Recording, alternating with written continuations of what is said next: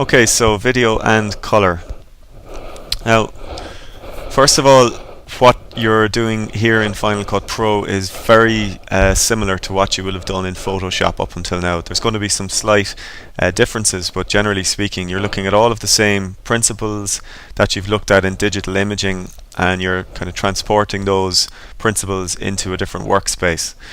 So when you're working with color in video, you're still working with RGB color systems. You're looking at color wheels, and particularly color wheels when you're doing things like color corrections and color balance corrections. So you're going to have to remember your primary and secondary colors, particularly from the point of view of if you had a color cast, for instance, on an image. Say if it was too blue and you wanted to neutralize that color cast, then you would be trying to move the overall colors or shift them into the other side of the color wheel to bring them towards a kind of a neutralized version of that color. So the color wheel is going to be very important, and also elements such as HSV, hue, saturation, and value, or hue, saturation, and lightness, as you sometimes hear them being called, as the three components of color. So again, these are the things that you're adjusting in Final Cut Pro. So when you first opened up a JPEG and tried to optimize it in terms of its color, you will have done the levels to get the tonal range up to scratch. Then you will have done, if there was a color cast on it, you will have done some color balance on it, and then you would have adjusted the saturation maybe to make it less saturated, more saturated, depending on what you wanted from that image. It all applies in Final Cut Pro as well. Now, color corrections is a kind of a overall term really that takes in both color corrections and color grading. Now, color grading is more specifically related to the creative use of color. Now, the creative use of color in film and video is where the color is more than just a representation of the colors of a scene, but colors become part of the narrative, they become part of the story.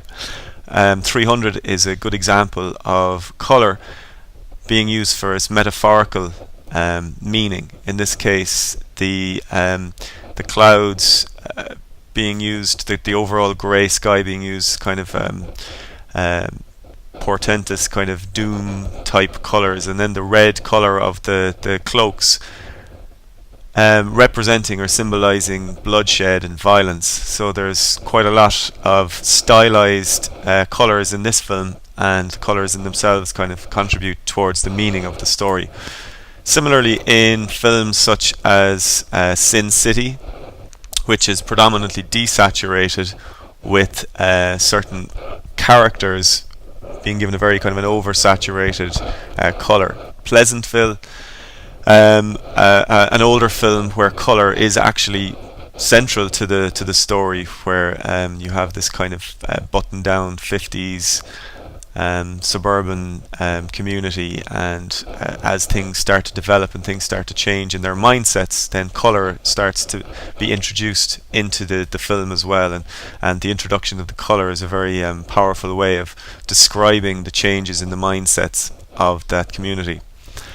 Lord of the Rings, a film that uses color to a good degree in terms of establishing environments. So here we have the Shire. The Shire is all very neutral, natural kind of colors, very saturated, almost oversaturated to make it look very kind of innocent and naive. Whereas when they go to the Sauron, I think his name is, where you're looking at very desaturated, very black, crushed blacks, and completely opposite in terms of the color scheme.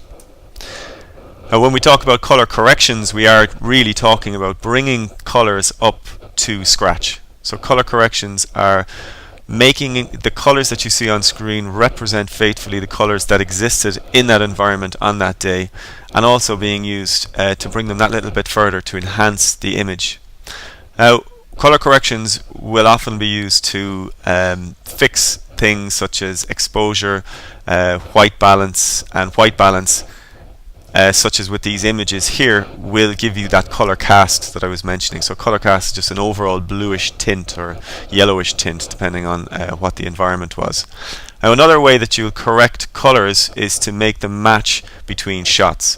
So this is one of the jobs of the color correctionist, if such a word exists, is that if you had a scene being shot over a couple of days, let's say, for example, this one character here, let's say this guy is a character in a drama, and we wanted to shoot a scene of him next to this airplane talking to someone, but we had to split the shoot over 2 days, and the lighting was slightly different over the 2 days, and maybe the equipment was slightly different over the 2 days. Even the stock, the tape might have been different or something that would make some sort of a discrepancy in terms of the colors between shots within that scene. Now, what the color correctionist will do is try and match the skin tones of that person between shots. That's how you match up a scene. You use the skin tone of a person as a guide point, and then you try and match your shots or match the skin tone through the different shots to make a kind of a cohesive color scheme throughout the scene. Now, in terms of what you can do, there's quite a lot you can do in Final Cut Pro to correct for a bad color, but as with anything else, don't ever rely on your abilities to fix things in post when you can put that bit of extra care into them while you're shooting. Okay, so reliance on color correction in post is a bad idea. All of these filters will, in some way, even in the tiniest amount, degrade your picture. Okay, most of the time it's completely unnoticeable, but when you start to adjust the tonal, if something is too dark and you try and make it lighter, you're going to get that kind of grainy look, or if it's too bright you try and bring it down, you might get away with it, but often you're actually sacrificing some image quality the more post-production you have to do. Added to that, it's more time consuming in post to spend 20 minutes fixing colors when you could have just done a white balance on the day. Now, some colors can't be corrected. A burnt out shot where the whites are clipped are gone forever. Okay, you can never get that kind of detail back. Now, the types of color adjustments that you'll be doing is through a combination of filters and blend modes. Most often with filters, and most often with that one filter that I've named there, the color corrector 3-way. The color corrector 3-way is a very powerful way of adjusting your hue, saturation and lightness in one place. You can also use RGB balance filters if you want to look at it in terms of your 3 channels, and you can use things like desaturation filters and desaturate highlights, lowlights, all of these different ways that you can adjust color. I'll be focusing mostly on the color corrector 3-way. Now, these are filters that are designed specifically to adjust the tonal and the color value, but you can also be creative with the use of blend modes. Now, blend modes are common across all layered visual multimedia applications such as Photoshop, Illustrator, Final Cut Pro, After Effects. They all have layers, and each of these layers can have a blend mode that makes it interact with the layers beneath it in a particular way. Now, often these blend modes are actually used to create a new image, so you might use a blend mode to composite 2 scenes together into one. But when you use blend modes on a duplicate of 2 layers that are identical, so if you were to duplicate a layer and place it on top of the original and use blend modes between those 2 identical layers, then you can actually use those blend modes as another way of doing color adjustments. Now, what you'll often find is these are used more for kind of creative effects, but you can use them for color correction as well, and you'll often use them in conjunction with those correction filters named above. Another aspect of color corrections or color grading, which is very commonly done in TV and film production, is the idea of shooting day for night. Now, shooting day for night is shooting clips in the daytime and then in post-production changing the colors in such a way that they will appear as if they were shot during the night.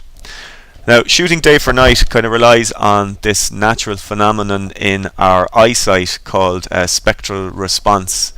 And spectral response is how our eyes perceive color at different light levels.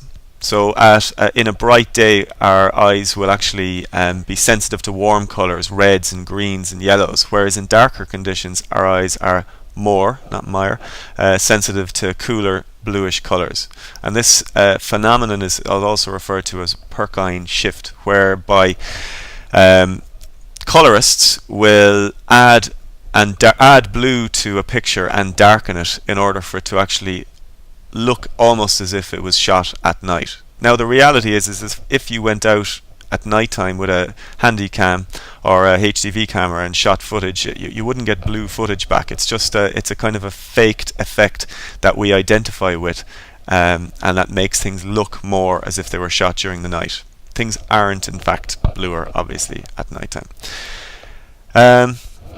Of course, there are some practicalities involved there, that you wouldn't have the postman delivering mail at 4 o'clock in the morning, so you just have to make sure that your shot, not only do you need to kind of exclude things like direct daylight, the sun, buses flying around, but you have to just be careful that it's shot with nighttime elements in it so that it looks kind of coherent. Now, when we're approaching these color corrections, we're going to look at them in a kind of a linear way. Now, when you're doing your color correction across a number of different shots, what you do first is you choose your master shot. And your master shot is going to kind of be used as a base to get those corrections that you need to do. So your master shot will often be the shot with the most information on the scene. So you'll have maybe a wide shot of a character or some sort of an object that's in the scene, and maybe the background of the scene as well. Now you'll do your color corrections on this shot, and then you'll reapply all of the corrections that you've done on your master shot to all of the subsequent shots. So you don't just do each shot independently. You'll use a master shot and then try and reuse that as much as possible further on down the timeline. Now, color correction uses a kind of a series of steps. Now, in reality, when you get into a program such as Color, Apple Color, you'll be using 8 steps. And these 8 steps are what the colorists call the 8 rooms of color correction. You move the corrections from room to room to room. Now we're kind of using a shortened version here in Final Cut Pro. We're not going to get into quite as much detail as you would in Color, but we're going to take some of those steps and we're going to follow them in the same logical order as you would if you were using the full 8 room process as well. So the first step is your primary. Well, the second step after you've chosen your master shot is to do a primary color correction, and this is to get your overall colors and tones correct in a scene. So you'll adjust your tones, or what's also referred to as your luma, white, mids and blacks, and also balance the colors. So you'll do your chroma, your hue, and you could also do some sort of a saturation as well there if you wanted to. A secondary color correction, the next step, is where you isolate certain aspects of that shot. So you isolate an area within your picture. It could be the person's clothing, it could be the sky, it could be the grass in a field. You'll isolate that color and you'll do a correction on that, depending on what you need to do. Once you've done a secondary, you'll often find that the secondary has had an effect on the primary, so you need to go back and kind of fix any unwanted effects that have creeped in over those 2 phases. The next step then is optional. You can add effects, blend modes, you could add more filters, you could put like a bloom effect to make it look more dreamlike or something like that. And once you have those done, then you can apply those changes across the associated clips in the sequence to create consistency to match the shots in terms of their color. Now, what we're going to look at first today is we're going to look at video scopes. A lot of you would probably be unfamiliar with using video scopes. Maybe some of you have used them. Has anyone used video scopes in production? You have, Justin, so you've done these in FOSS. So video scopes give you what is referred to as quantitative analysis of your image. So it's the objective view of the color information within that picture. And it's broken up into a number of different scopes: your waveform, vector scope, histogram, and RGB parade. Now don't let these things scare you. These are just like looking at things like levels in Photoshop, and they're absolutely essential in some regards and they're very helpful in other regards. So what the scopes do is they show you I can't remember where I got that quote from, but what your eyes can't see, and your eyes show you what the scopes would never understand. Okay, so the scopes will show you tiny little areas of the picture in terms of where a color has gone that you need to fix. But the idea here is that the scopes will never be able to look at a picture and say this looks good. Okay, so the scopes show you what your eyes can't see objectively, but your eyes show you what the scopes would never understand. So your eye will always have the final kind of say on whether the colors have been corrected appropriately. Now, the scopes will also show you, in a very practical sense, illegal colors. Now, illegal colors are colors that are not broadcast safe. Now, illegal colors, for example, if you're producing an ad for broadcast and you don't take care of your color corrections and your broadcast safe colors, you send it off, you might very well have it sent back to you, because illegal colors, or colors that aren't broadcast safe, will actually have an effect on the signal. Now, a lot of the time what you'll find is that the technicians in the station that you've sent it to might fix it for you, but you won't get any thanks for sending off footage that has not been made broadcast safe. The scopes will also show you, when you've applied a certain filter, how that filter has affected the clip that it's been applied to. And as I just mentioned there, the final judgment on your color effects are always going to be a personal one. There's going to be judgment, there's going to be taste, and the scopes won't help you there. Just a quick word on Apple Color. I think I've mentioned it before. So Apple Color is pretty important application, in that it's the first of its kind that it's a prosumer or consumer level color grading application. Before, colorists were very much niche specialists. They would get paid a substantial amount of money to come in at the end of a production and make sure that all of the colors were matching up, and if there was some sort of a look to be applied, they'd do that as well. Now, the Apple Color has come along as part of the Final Cut suite. People like yourself and myself now have the ability to learn these skills to a good level, and also to be able to apply these skills at broadcast level. So it's vastly superior to Final Cut Pro in an overall sense, in that you can do things like mask certain areas of an image and animate those masks to apply colors selectively or spatially to an image. And it also uses a different system referred to as nodes to apply complex effects operations, visual effects, and these nodes are what are then used on the higher end applications that you'll find as you move up into the higher end of production. Now, what I would say is that it's certainly not difficult if you've got your head around Final Cut Pro. It's just another post-production application. It's definitely worth, while you have it in front of you here, at the very least, learning. It's another what's the word? Arrow in your whatever. Exactly. Sorry? String in your bow, arrow in your sling, or whatever. Anyway, it's good to have.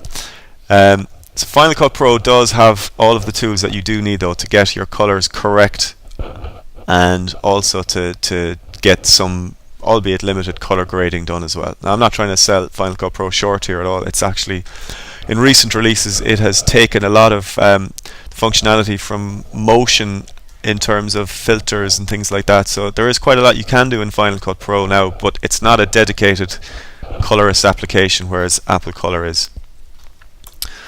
Okay, move into Final Cut Pro, and I'll give you an idea of the scopes and things like that. So I'm going to actually keep your attention up here on the screen. I'm going to do a kind of a demonstration, and then I'm going to let you away to work on some of these clips that I have placed up in the MacShare for you. Now, the first thing I want to show you are the scopes. Now, the scopes are visible when you make your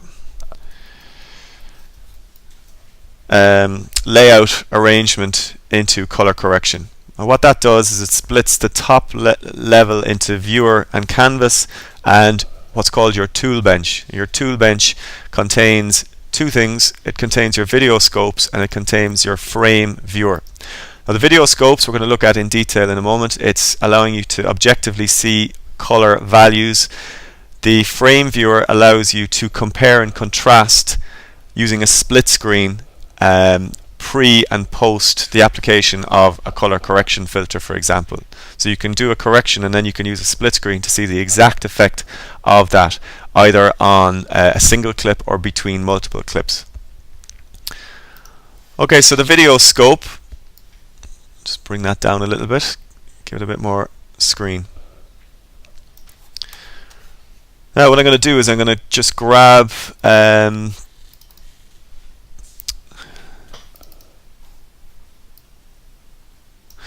this clip here, drag it down onto the canvas and place the playhead over it. Now when you have the playhead over it, whatever is under the playhead will show up in the scopes here. Now the scopes are broken up into the vector scope, the histogram, the waveform monitor and the RGB parade. Now I'm going to start with the histogram because that's probably the one that you're most familiar with. So you've seen the histogram in Photoshop, and basically what the histogram does is it gives you a graph that represents the distribution of pixels at a certain tonal value. Now, just increase the brightness of those so you can see them a little bit better. You probably can't see them at all there. There are vertical orange lines here that give you values from 0 up to 100. Now when you move the cursor across, you get a vertical line that follows that cursor, and the actual value at that point is represented up here. Okay. Right, so this particular clip, you'll see if I play through it, it's going to show all of the different frames and where all of the tones are dispersed within that frame. So if I go to this part here, now what this is telling me is that most of the pixels within this particular frame are at the darker end of the tonal value. So we can see that here. We have a lot of dark grays, we have a lot of blacks around that. So down here we can see that we have quite a lot of black pixels down here. Now as you move down along here, you have all these different representations of grey to white almost, and you can see them represented down here. Now what you can also see at the very right hand side is that there are some pixels that go above the 100% mark. Now if something goes above 100%, it's clipped.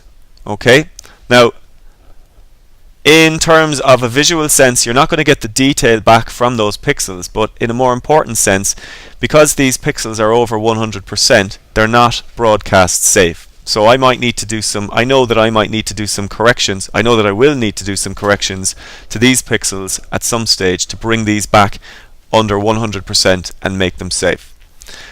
So the histogram just shows you the distribution, or the amount of pixels in the different areas between 0 and 100, 0 being black, 100%, 100 being white.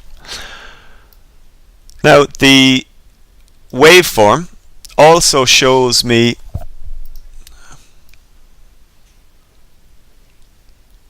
information relevant to the darkness and lightness of pixels. Now this does it in a different way. Now instead of having 0 or black at the left going all the way to 100 or white on the right, I have -10, black at 0, and then white up here, and black being 0 going through 10, 20, etc. and so on up until white, which is at 100. Now this is plotting the tonal range vertically from black to white. Now the difference between the histogram and the waveform, the histogram is just like a chart that gives me the amount of pixels. This is actually looking across this image, and it's showing me where at this part of the image the different tonal ranges are dispersed. So if I move the clip out to here, for example, you'll actually see more clearly what that means. Now we have a nice set of shapes here that we can see. We've got light, dark, light, dark, light, dark, and so on. You can see that represented here. So the left hand side of the picture, most of the pixels are down here on the darker end, and you can see that because there's mostly dark pixels up there and down there. There are some pixels in the mid-range, which you can see here, and there are some pixels right up on the white level, even above it, which you can see here. You can see at this area it's mostly lighter colors, and you can see a spike in the waveform there. Now the waveform allows you to actually say, right, I can see my light, I can see my dark areas, but I can see here in an objective sense where the light areas are in terms of being broadcast safe or being above that 100% mark. You can also, when you make adjustments, you can use the waveform to see exactly how much that adjustment is affecting the clip, both visually and in an objective sense in the waveform. The vector scope looks at completely different type of information. The vector scope looks at hue and saturation. Now it's very hard to see there. I'll zoom in a little bit. You have a couple of purple markers here with letters in them. You've got red, or R for red, green, or G for green, B for blue, and then you've got cyan, yellow, and magenta. So what you're effectively looking at here is like a graphical version of your color wheel. So you can plot a hue around that color wheel in terms of, is it yellow, is it over on this side, is it magenta, is it over on this side, and the distance from the center to the outside will tell you how saturated that particular color is. Now what you also have here is a line, and the line is in between your red and your yellow. That's your skin tone line. That line there roughly equates to the flesh tones of a kind of a, I don't know how they calculate this, but a kind of an average flesh tone basically. Obviously skin tones are going to vary greatly between races and different people, individuals as well. So this image is very desaturated, so all of the pixels within that image are kind of bunched together as a cloud in the center of the vector scope. Now you will also notice that they do tend to stretch out slightly towards the yellow side of the scope, which is another way of telling me, okay, well this has a bit of a yellow cast to it. So what I can do is I can try and correct that both visually here and objectively here. Now the last one is the RGB parade. Now the RGB parade breaks the image up into its red, green and blue channels and gives you the equivalent of what you were looking at the waveform, but only for those particular channels. So if I so now you can see that this looks very similar to this, but whereas this looks at the overall lightness of a portion of the clip, this actually looks at the red channel having this amount of pixels or this amount of intensity in the red channel, the green channel and the blue channel. So in a basic sense you can look at this waveform monitor as your luma, or your tonal range, your lights, mids and darks. You can look at the vector scope as telling you about the hue and saturation. So hue and saturation and lightness are represented on these two. So you can do most of the work that you need to do using the waveform and the vector scope. Okay, so I'll pop back into all there just to leave it up there. Now what I'll do is I'm going to use this just to do to introduce the color corrector three-way filter, and as I'm using the color corrector three-way filter you'll see the effect here and also here. I'm going to use this shot for my color corrector, and I'm going to go into my effects, video filters, color correction and color corrector three-way. I'm going to drag it out and load it up into the viewer. You'll see that a tab opens up, and that tab contains my color corrector three-way controls. Now there's two views. If I go into my filters I'll see that I also have a different way of controlling that filter. I don't like using this because this is a much more intuitive way of doing it. So I'm going to use this. Now I'm going to just give those a little bit more room. Now the color corrector three-way allows me to adjust the hue, saturation and lightness. Now the lightness is adjusted using these sliders here and our auto level controls here. So the lightness is controlled across the blacks, the mids and the whites. The blacks being the darkest part of the image, the mids being the mid-tones, the whites being the lightest parts. So if I do a quick adjustment on the blacks there and pull that down, you'll see that the darker parts get darker. If I do it on the whites, you'll see that the lighter parts get lighter. Now you'll also see the scopes on the right hand side adjusting as well. These color wheels are again just another representation of our vector scope and the color wheel that we looked at in the PowerPoint presentation.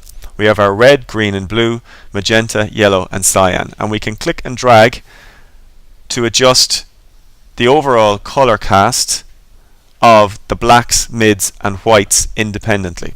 So if I knew that the darker parts were too yellow, for example, I could negate that by pulling this over to the blue, and that will neutralize the yellow color cast. So that's adjusting the balance. The saturation is controlled down here. You can desaturate completely by dragging it over there, or you can saturate it as much as possible by dragging it over to the right hand side. Generally speaking, less is more with the saturation slider.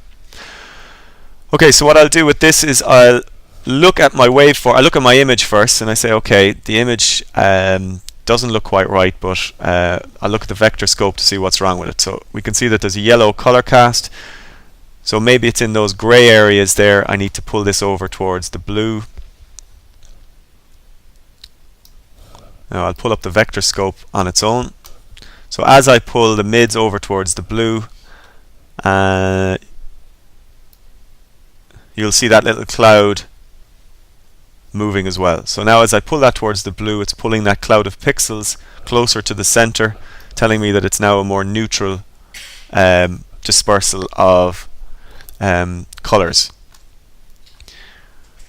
Now actually I should go backtrack slightly there. Just as with Photoshop, you should always start with your levels, then do your color balance, then do your saturation. So I'm going to pull up my waveform, and I can see that I have some of the image here clipping over the white. So what I might do is pull that down. You can see that the cloud in the waveform comes down, so it's just below white. That's fine. You can use these little arrows to click to do smaller increments as well. Now you'll also see that the black line here isn't being touched for the most part by the pixels. So that's telling me that I have dark areas of my image, but they're not ever at black. So to have a really good wide tonal range, I want to have my pixels going from black all the way up to white. So I can bring the black down by clicking on that, and you'll see that the cloud moves down. Now when my waveform shows tonal variations going all the way from black up to white, I know that I have a good wide tonal range, and that actually tallies with my image where I have a lot of blacks up through the mids and up to the whites. So I know I've got a better dispersal of tones, but I can, if I want now, I can also play around with the mids, maybe to pull more detail out of that shot. Now what you'll notice when you're using these three sliders is that each one will have an effect on the other. They overlap, and when they overlap, it means that you may need to go back and change one of the ones that you've previously altered. So you can see by adjusting the mid slider here, some of my tones have popped back up over the white mark. So I need to go back in there and pull that back down. Now that I've got that done, I can look at the color balance. I've already actually done that, so I'll just do that again slightly. Just pull that down there into the blue area. To neutralize it, I'll pull up the vector scope, and you can see that neutralizing the yellow color cast. Now with this image, it's the saturation isn't going to make a huge amount of a difference because there aren't a massive variation of colors within it. Now if I just switch off this color corrector three-way, you'll see the before and the after. So I could even maybe pull a little bit more detail out of the mids. Go back into my waveform.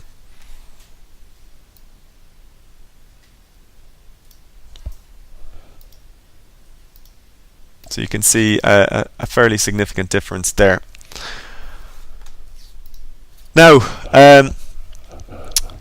Another image that I could use is this image here. Now I've actually done this on a few different color corrections on this image already, so I'll actually pull up a clip here that I exported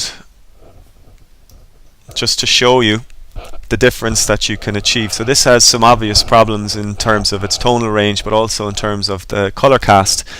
So if you play that, that's the original. That's it fixed, quote unquote. This is it fixed, but with a kind of an effect of more contrast added to it. This is that contrast, but with the color cooled to make it, give it a kind of a look. This is completely desaturated, and this is kind of where I lost the run of myself, so you can ignore that. That was to give a kind of a night vision look, just to show how you can use these effects and filters to kind of almost simulate something like a night vision goggles or something, but the bad TV effect might have been a step too far. Anyway, so what I'll do is I'll just copy this across as the original and do a bit of work on it. Load it up. See, I'll start a new sequence for this, just so that I'm not redoing any work.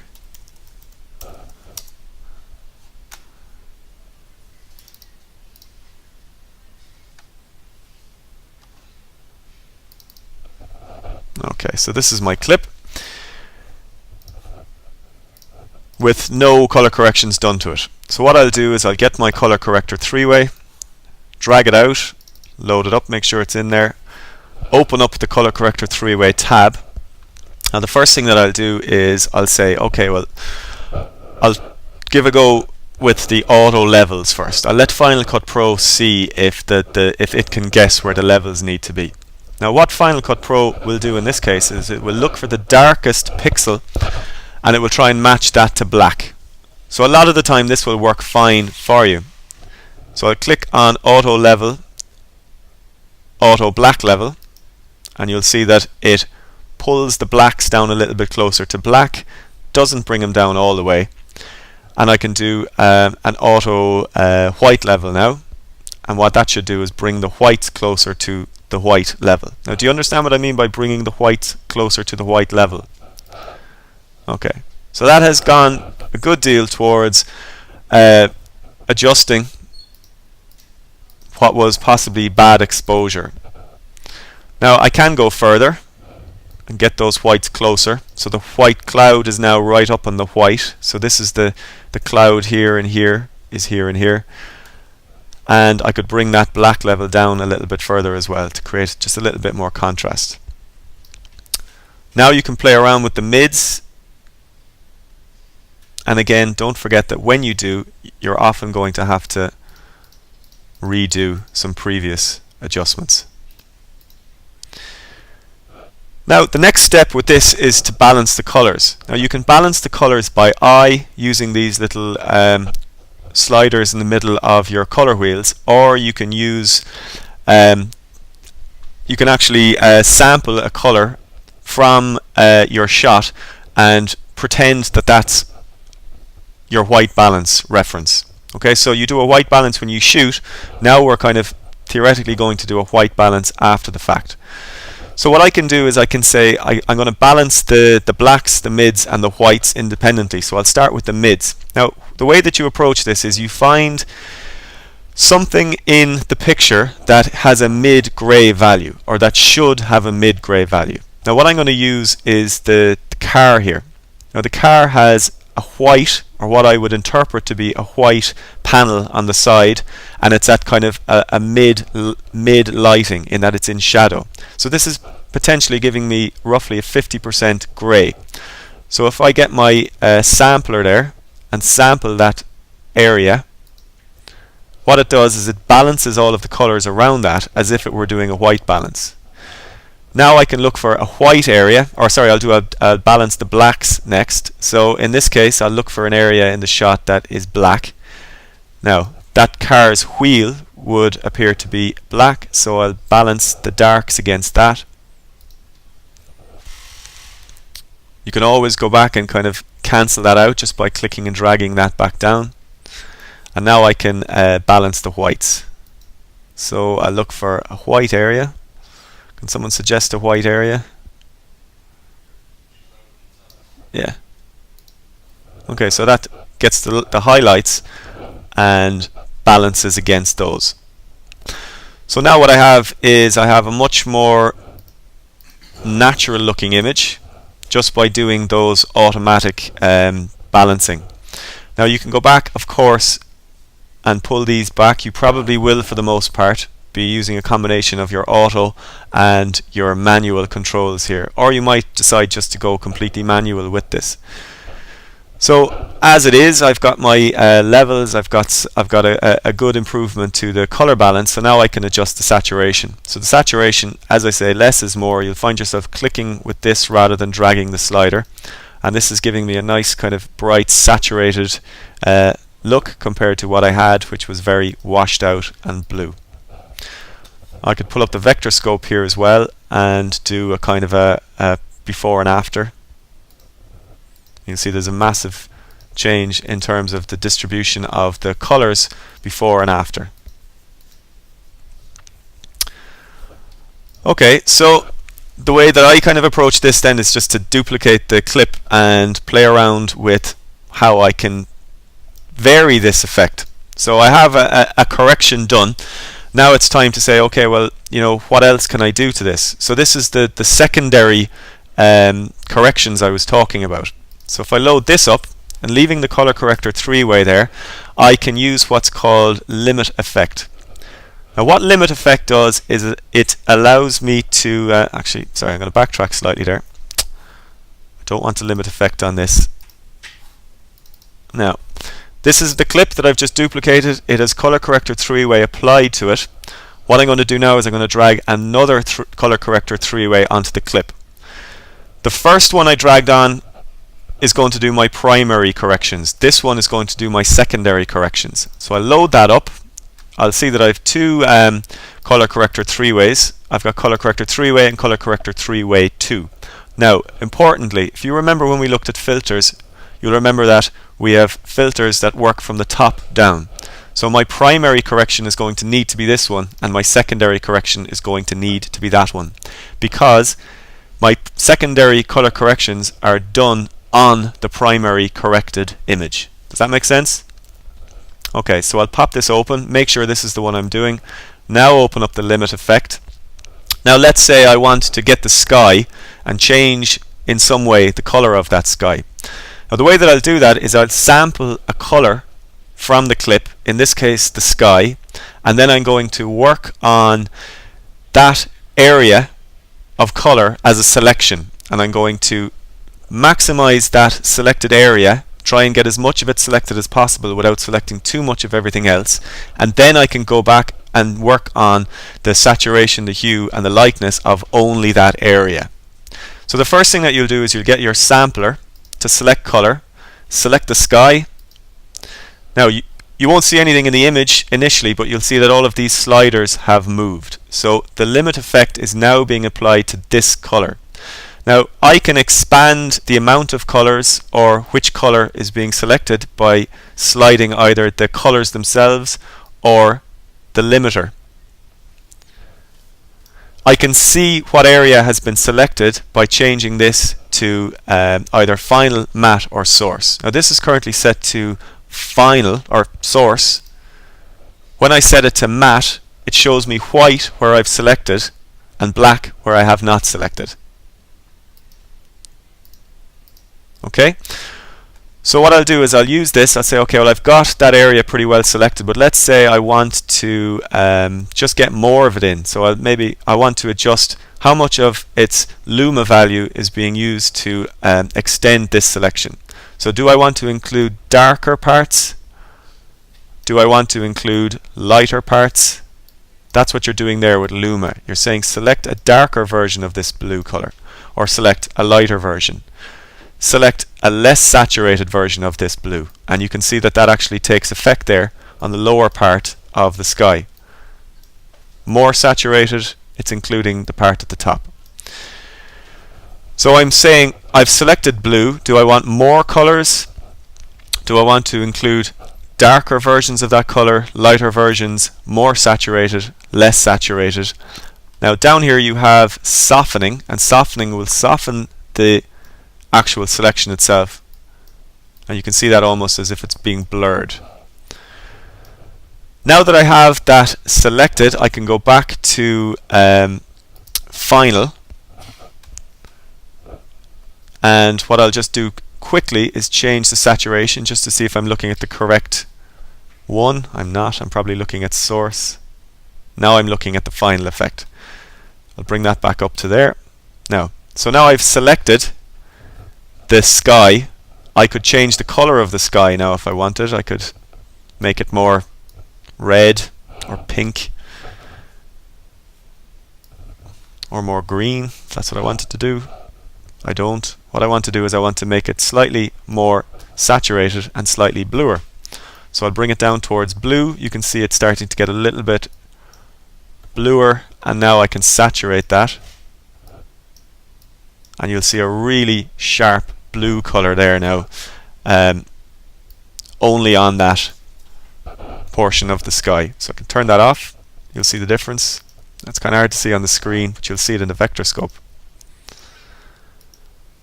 So that's a secondary. Now I can do as many of these as I want. I can go and put another one on it now and select the green of the tree and make that a different type of green. So it's a way of isolating colors within the shot, going and changing all of those colors independently of each other.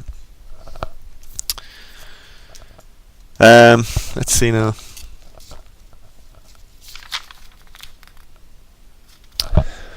Okay, over here we've been looking at the scopes. If you pop the frame viewer open, you'll see that the split screen is now showing me two different views of my clip.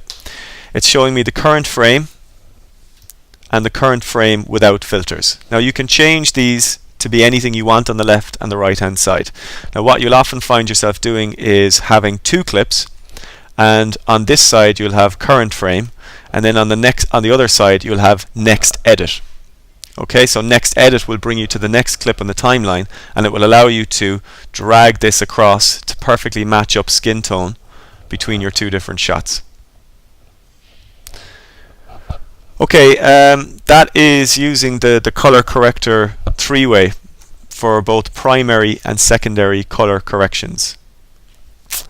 Now the other button down here that I didn't show you there is the invert selection. Now all the invert selection does is it flips your selection and selects everything else, essentially. Okay. Okay, I'm just going to